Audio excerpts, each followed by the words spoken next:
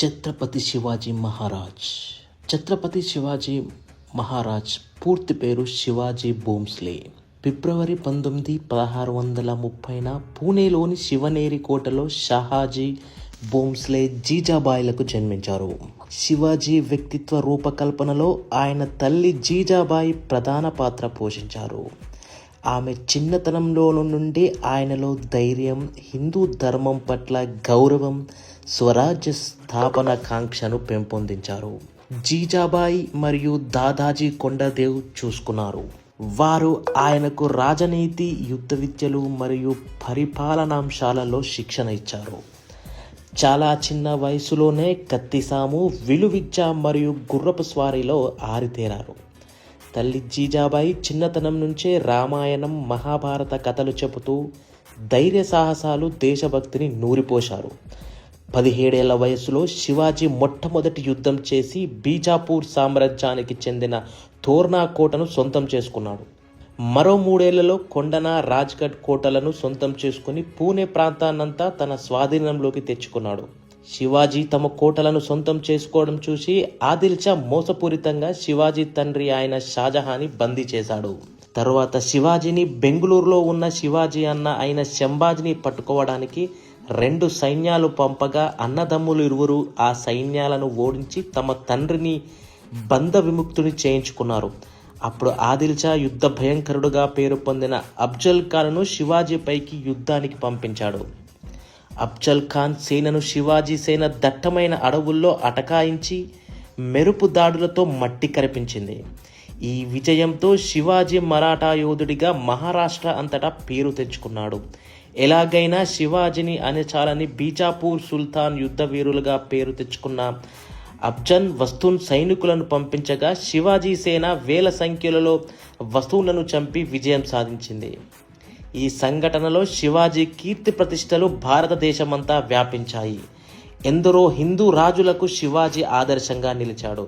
మొఘల్ చక్రవర్తి ఔరంగజేబ్ తన సేనాధిపతి అఫ్జల్ ఖాన్ ను శివాజీని అంతం చేయడానికి భారీ సైన్యంతో పంపాడు. అఫ్జల్ ఖాన్ కపట నాటకం ఆడి శివాజీని ప్రతాప్గఢ్ కోట వద్దకు చర్చలకు పిలిచాడు. ఇద్దరు నిరాయుధులుగా కలుసుకోవాలని ఒప్పందం జరిగింది.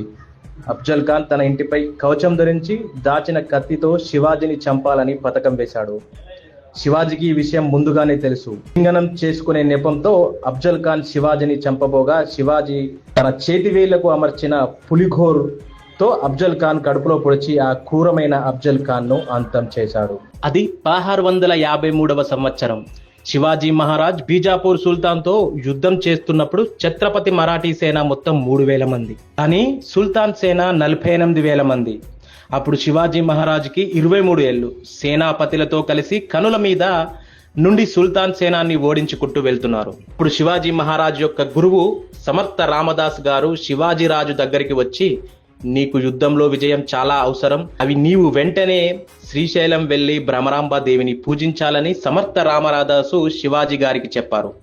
అప్పుడు శివాజీ శ్రీశైలంకు వెళ్లి భ్రమరాంబిక అమ్మవారిని పూజించి ధ్యానం చేసి పూజలు చేయడం మొదలుపెట్టాడు. ఆ సమయంలో అందరూ శివాజీ ఏంటి, ధ్యానం చేయడం ఏంటి, పూజలు చేయడం ఏంటి అని ఆశ్చర్యపోయారు. కొన్ని రోజులకు సాక్షాత్తు ఆ భ్రమరాంబిక అమ్మవారు ప్రత్యక్షమై శివాజీకి అద్భుతమైన ఖడ్గాన్ని ప్రసాదించారు. ఆ ఖడ్గమే శివాజీ విజయానికి మూలమైంది. ఆ ఖడ్గమే శివాజీ విజయానికి, సనాతన ధర్మాన్ని కాపాడేందుకు శివాజీకి ఎంతో సహాయం చేసింది. 1660లో ఔరంగజేబ్ తన మేనమామ అయిన షాయిస్తా ఖాన్కు లక్షలకు పైగా సుశిక్తులైన సైన్యాన్ని, ఆయుధాలను అందించి శివాజీని ఓడించి దక్కన్ ప్రాంతాన్ని స్వాధీనం చేసుకుని రమ్మని పంపించాడు. బలమైన షాయిస్తా ఖాన్ సేన ముందు శివాజీ సేన తలవంచక తప్పలేదు. శివాజీ ఓటమి అంగీకరించి పూణే వదిలి వెళ్ళవలసి వచ్చింది. 1663 ఏప్రిల్ నగరంలో ఒక పెళ్లి ఊరేగింపు జరుగుతుండగా శివాజీ మారువేషంలో తన అనుచరులతో కలిసి పెళ్లి కూతురు తరపున బంధువుల్లో కలిసిపోయి లాల్ మహల్ చేరుకున్నాడు. ఆ భవనం స్వయానా తన పర్యవేక్షణలో నిర్మించబడింది కాబట్టి సులువుగా లోపలికి చేరుకొని షాయిస్తా ఖాన్ గదిలోకి చేరుకున్నాడు. శివాజీ కత్తివేటుకు షాయిస్తా ఖాన్ 3 వేళ్లు తెగి కింద పడగా షాయిస్తా ఖాన్ కిటికీలో నుంచి దుమికి ప్రాణాలు రక్షించుకున్నాడు. శివాజీ మహారాజ్ సైన్యాధిపతి అబ్జీ సోందేవ్ కళ్యాణ్ నగరాన్ని జయించినప్పుడు అక్కడ ఉన్న ముస్లిం సుబేదారు కోడలని బందీగా పట్టుకొని శివాజీ మహారాజుకు వద్దకు తీసుకువచ్చారు. ఆ స్త్రీని చూసిన శివాజీ మహారాజ్ కోపంతో ఊగిపోయారు. మనకు శత్రువులతో యుద్ధం వారి కుటుంబ సభ్యులతో కాదు అని సైన్యాధిపతిని మందలించారు.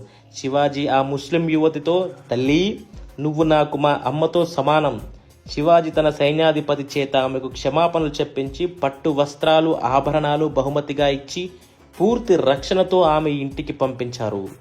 శివాజీ తన సైనికులను, శత్రువుల మహిళను కూడా తల్లిగా, సోదరిగా గౌరవించాలి అనే గొప్ప నీతిని ఆ శివాజీ మహారాజ్ బోధించారు.